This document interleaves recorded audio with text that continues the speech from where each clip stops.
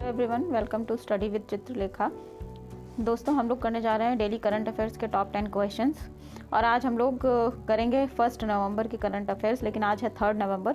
Due to some health issues 2 videos miss हो गए पिछले, तो उन वीडियोज़ को हम पहले कंप्लीट करेंगे। टॉप 10 क्वेश्चंस हम देखेंगे 1 नवंबर के, 2 नवंबर के, उसके बाद हम 3 नवंबर पर आएंगे। ठीक है, तो आज हम तीनों दिनों का करंट अफेयर आज ही करेंगे। ठीक है, तो चलिए हम अपनी क्लास को शुरू करते हैं। आज का जो पहला क्वेश्चन है उसको शुरू करने से पहले अगर आप लोगों ने चैनल को सब्सक्राइब नहीं किया है तो चैनल को सब्सक्राइब कर लीजिए, बेल आइकन प्रेस कर दीजिएगा और नोटिफिकेशंस में ऑल कर लीजिएगा, जिससे कि आने वाले सभी वीडियोस की जानकारी आपके पास सबसे पहले पहुंचेगी। वीडियो पसंद आएगा तो लाइक और शेयर ज़रूर करिए। चलिए शुरू करते हैं आज की क्लास को हम लोग। तो पहला जो क्वेश्चन है, हाल ही में किसे बैलन डी और, ठीक है, अवार्ड से नवाजा गया है। इसको और ये और नहीं, इसको ऐसे OR और ऐसे करके है, बैलन डी और अवार्ड से नवाजा गया है। तो बैलन डी और अवार्ड जिसे दिया गया है उनका नाम है Lionel Messi. Option number A correct option हो जाएगा। लियोनेल मेसी को जो है ये अवार्ड 8वीं बार दिया गया है। इससे पहले उन्हें 7 बार मिल चुका है, ये 8वीं बार था। और लियोनेल मेसी कहाँ के खिलाड़ी हैं? अर्जेंटीना के खिलाड़ी हैं। ठीक है, अच्छा बात कर लेते हैं महिलाओं में ये अवार्ड किसको दिया गया है बैलन डी और। तो ये दिया गया है एटाना बोनमली को दिया गया है अवार्ड महिलाओं में।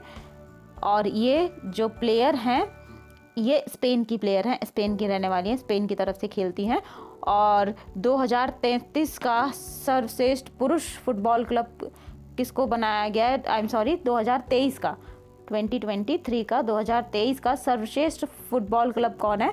मैनचेस्टर सिटी है।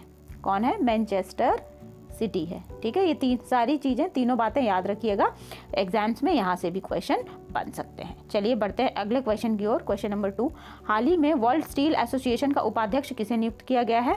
तो टीवी नरेंद्रन को जो है वर्ल्ड स्टील एसोसिएशन का उपाध्यक्ष नियुक्त किया गया है। और इसकी स्थापना हुई थी 1967 में। ठीक है, वर्ल्ड स्टील एसोसिएशन की। और इसका हेडक्वार्टर कहाँ पे है? हेडक्वार्टर है ब्रुसेल्स में। हेडक्वार्टर है ब्रुसेल्स में। ठीक है, याद रखिएगा। नेक्स्ट क्वेश्चन की तरफ पढ़ते हैं। क्वेश्चन नंबर 3, हाल ही में सभी जिलों में, ये जिलों कर लीजिएगा यहाँ पे, हॉल मार्किंग केंद्र वाला राज्य कौन सा है?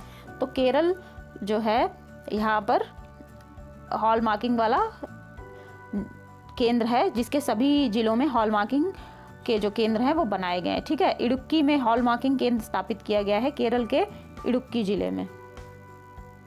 और हॉल मार्किंग जो है वो दिया किसके द्वारा जाता है?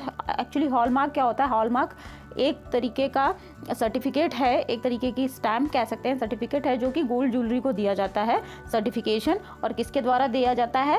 ये दिया जाता है BIS के द्वारा। BIS के द्वारा, भारतीय मानक ब्यूरो इसको बोलते हैं, भारतीय मानक ब्यूरो के द्वारा दिया जाता है। ठीक है, नेक्स्ट क्वेश्चन देखते हैं। हाल ही में किसके द्वारा सिंधिया और 1857 पुस्तक का विमोचन किया गया है? तो राकेश पाठक जो हैं, ऑप्शन नंबर सी, इनके द्वारा सिंधिया और 1957 पुस्तक का विमोचन किया गया है। अगले क्वेश्चन की तरफ बढ़ेंगे। क्वेश्चन नंबर 5 क्या कह रहा है? हाल ही में कौन सी यूनिवर्सिटी, यहाँ पे कौन सा नहीं कौन सी है, ठीक है, मात्रा करेक्ट कर लीजिएगा, कौन सी यूनिवर्सिटी अपना खुद का सैटेलाइट लॉन्च करेगा? हाल ही में ऐसा किसी यूनिवर्सिटी ने घोषणा की है। क्वेश्चन इस प्रकार से होना चाहिए। तो AMU जो है, AMU ने ऐसी घोषणा की है कि ये लोग अपना खुद का सैटेलाइट कुछ दिनों में लॉन्च करेंगे। ठीक है, अगले क्वेश्चन की तरफ चलते हैं। अगला सवाल है, हाल ही में अंतर्राष्ट्रीय सौर गठबंधन का सभा का सत्र कहाँ पर हुआ है? तो अंतर्राष्ट्रीय सौर गठबंधन सभा का सत्र कहाँ पर हुआ है? न्यू दिल्ली में हुआ है, नई दिल्ली में हुआ है। Option number A correct option हो जाएगा। क्वेश्चन नंबर 7 देखते हैं। हाल ही में मैक्सिको सिटी ग्रैंड प्री का अवार्ड जो है किसने जीता है? तो मैक्सिको सिटी ग्रैंड प्री का अवार्ड किसने जीता है? Option number C correct option हो जाएगा, मैक्स वर्स्टप्पन। ये थोड़ा सा मैक्स वर्स्ट पापन नहीं है, ये मैक्स वर्स्ट, ये मिस प्रिंट हो रहा है टाइपिंग में, इसको करेक्ट कर लीजिएगा। मैक्स वर्स्ट पप्पन।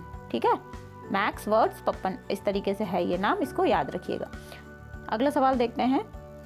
क्वेश्चन नंबर 8, हाल ही में रन फॉर यूनिटी कार्यक्रम कहाँ पर शुरू किया गया है? तो रन फॉर यूनिटी कार्यक्रम जो है लखनऊ में शुरू किया गया। Option number B correct option हो जाएगा। क्वेश्चन नंबर 9 देखते हैं। हाल ही में किस देश ने भारत के साथ बिना वीज़ा के यात्रा शुरू की है? तो बिना वीज़ा यात्रा करने की अनुमति अभी भारत को दी है थाईलैंड ने। Option number A correct option हो जाएगा। ठीक है, और थाईलैंड की राजधानी क्या है ये आप लोग मुझे कमेंट सेक्शन में बताइएगा। अब आता है क्वेश्चन ऑफ द डे। हाल ही में राष्ट्रीय एकता दिवस कब मनाया गया? तो अभी राष्ट्रीय एकता दिवस जो है 1 नवंबर का करंट अफेयर हम कर रहे हैं, दैट मीन्स 31 अक्टूबर की चीज़ें देख रहे हैं, तो 31 अक्टूबर को मनाया गया राष्ट्रीय एकता दिवस। ठीक है, इस प्रकार से हमने ये 1 नवंबर का करंट अफेयर किया है। अब हम चलते हैं 2 नवंबर की तरफ। 2 नवंबर के टॉप 10 क्वेश्चंस देखते हैं। उससे पहले चैनल को सब्सक्राइब नहीं किया है तो चैनल को सब्सक्राइब कर दीजिए। वीडियो पसंद आएगा तो लाइक और शेयर भी कर दीजिएगा। चलिए पहला क्वेश्चन देखते हैं। हाल ही में यूनेस्को ने भारत का प्रथम साहित्य का शहर बनाने की घोषणा करी है। कौन से शहर को किया है ये हमें बताना है। तो कोझिकोड जो है, कोझिकोड को भारत का प्रथम साहित्य शहर बनाने की घोषणा किसने की है? यूनेस्को ने की है। और इसकी सिटी ऑफ लिटरेचर भी कह सकते हैं कि सिटी ऑफ लिटरेचर यूनेस्को ने किसको घोषित किया है? कोझिकोड को घोषित किया है। थीम क्या होगी? अगले दशक के लिए युवाओं को मेज पर लाना। ठीक है, यूनेस्को के बारे में बात कर लेते हैं। यूनेस्को की स्थापना जो हुई है 1945 में हुई है। ठीक है, और सबसे पहला जो सिटी ऑफ लिटरेचर था वो कौन था? प्राग। प्राग को 2014 में सिटी ऑफ लिटरेचर घोषित किया गया, फर्स्ट सिटी था वो। चलिए बढ़ते हैं अगले क्वेश्चन की तरफ। हाल ही में किसे रोहिणी नायर पुरस्कार से सम्मानित किया गया है? तो रोहिणी नायर पुरस्कार किसको दिया गया है? Dinanath Rajput. Option number C correct option हो जाएगा। ये एक सामाजिक कार्यकर्ता हैं। ठीक है, और इनके सामाजिक कार्य के लिए आदिवासी महिलाओं के लिए इन्होंने सामाजिक कार्य किए, उनकी दशा को बेहतर बनाने के लिए इन्होंने बहुत प्रयास किए, इसलिए इनको ये रोहिणी नायर पुरस्कार दिया गया। और ये रोहिणी नायर पुरस्कार का दूसरा संस्करण था। ठीक है, और पहला जो संस्करण था ये किसको दिया गया था? ये दिया गया था सेथरिचम संगतम। ठीक है, सेथरिचम संगतम को दिया गया था। ठीक, और इस प्रकार से ये रोहिणी नायर पुरस्कार का पहला संस्करण किसको दिया गया था? सेथरिचम संगतम को दिया गया था। और दूसरा किसको दिया गया? दीनानाथ राजपूत को दिया गया। किस लिए दिया गया? सोशल वर्क के लिए दिया गया। नेक्स्ट क्वेश्चन की तरफ बढ़ेंगे। वर्ष 2034 के लिए फीफा वर्ल्ड कप की मेजबानी कौन कर रहा है? तो सऊदी अरब जो है, ऑप्शन नंबर 2 करेक्ट ऑप्शन हो जाएगा। ऑप्शन नंबर बी जो है फीफा वर्ल्ड कप की मेजबानी करेगा। हाल ही में क्या हुआ है? ऑस्ट्रेलिया ने अपना फीफा वर्ल्ड कप के लिए बोली लगाने से मना कर दिया। अब वहाँ पे केवल एक ही देश रह गया, सऊदी अरब। तो सऊदी अरब को ही मतलब ये माना जाएगा कि फीफा 2034 में जो फीफा वर्ल्ड कप होने वाला है, फुटबॉल कप, इसकी मेजबानी कौन करेगा? सऊदी अरब करेगा। और 2022-23 का जो हुआ था, 22-23 का जो वर्ल्ड कप हुआ था, इसकी मेजबानी किसने करी थी? कतर ने करी थी। ठीक है, और विजेता कौन था? अर्जेंटीना था। अर्जेंटीना से कौन खेलता है? Lionel Messi. ठीक है, किसको हराया था? फ्रांस को हराया था। और गोल्डन शू अवार्ड किसे मिला था ये आप लोग मुझे कमेंट सेक्शन में बताइएगा। क्वेश्चन नंबर 4 देखते हैं। चैनल को अभी तक सब्सक्राइब नहीं किया है तो दोस्तों चैनल को सब्सक्राइब कर लीजिए, बेल आइकन भी प्रेस कर दीजिएगा। अगला सवाल देखते हैं। हाल ही में आयोजित AI सुरक्षा शिखर सम्मेलन की मेजबानी कौन कर रहा है? तो AI सुरक्षा शिखर की मेजबानी कौन कर रहा है? UK कर रहा है, यूनाइटेड किंगडम। ठीक है, option number C correct option हो जाएगा। अगला सवाल क्वेश्चन नंबर 5। हाल ही में किसे wildlife photographer of the year का अवार्ड दिया गया है? तो option number B correct option हो जाने वाला है। बिहान ताल्या जो हैं 10 वर्ष या उससे कम उम्र की श्रेणी में इनको wild life photographer of the year का अवार्ड दिया गया है। नेक्स्ट क्वेश्चन देखते हैं। हाल ही में वर्क फोर्स में महिलाओं की हिस्सेदारी में कितनी बढ़ोतरी हुई है? तो महिलाओं की हिस्सेदारी में 23% बढ़ोतरी हुई है। Option number B correct option हो जाएगा। अगला सवाल देखते हैं क्वेश्चन नंबर 7। अगला क्वेश्चन है, हाल ही में कहाँ भारतीय विरासत का जश्न मनाने के लिए रामलीला प्रदर्शनी होगा? यहाँ पे एक मात्रा ऐड कर लीजिएगा, प्रदर्शनी का आयोजन किया गया है। तो जो है दुबई, इसका करेक्ट ऑप्शन होने वाला है Dubai. Option number C, Dubai में रामलीला प्रदर्शनी का आयोजन किया गया है भारतीय संस्कृति को बढ़ावा देने के लिए।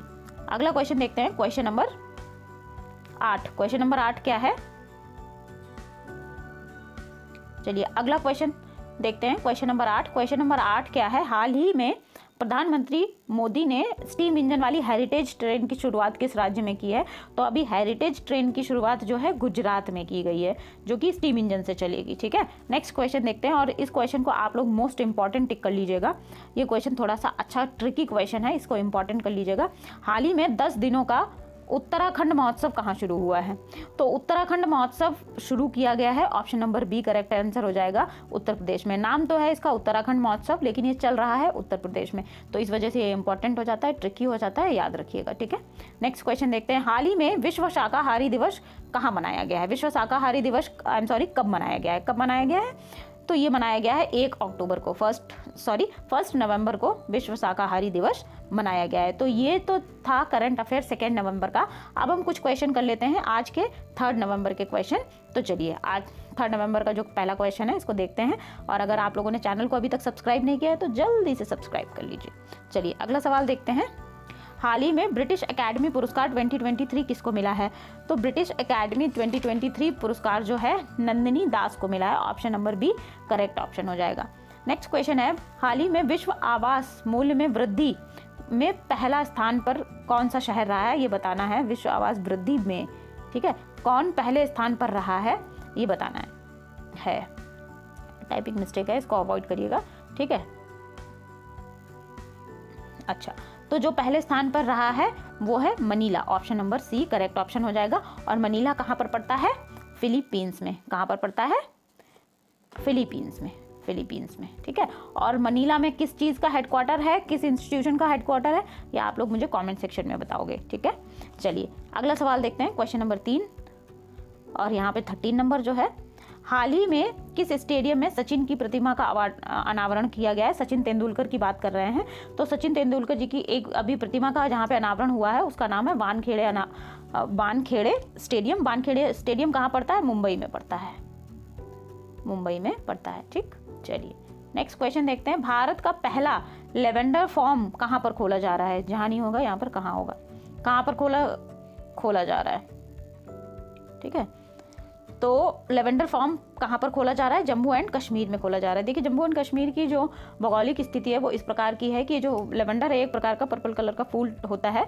ठीक, तो इसका जो यूज़ है वो एसेंशियल ऑयल में बनाने में और फ्रेग्रेंसेस बनाने में किया जाता है। तो इसका जो फार्म है, पहला फार्म भारत का, ये जम्मू कश्मीर में खोला जाएगा। वहाँ की ठंडी जलवायु है और इस पौधे को उसी प्रकार की जलवायु की ज़रूरत होती है, तो जम्मू कश्मीर में भारत का पहला लेवेंडर फार्म खोला जाएगा। तो इस प्रकार से हमने आज 3 नवंबर तक का करंट अफेयर कंप्लीट कर लिया है। आई होप ये क्लास आप लोगों को पसंद आई होगी, और आप लोग तब तक के लिए पढ़ते रहिए, नोट्स कंप्लीट करिए। हम लोग मिलते हैं अगली क्लास में। Thank you everyone.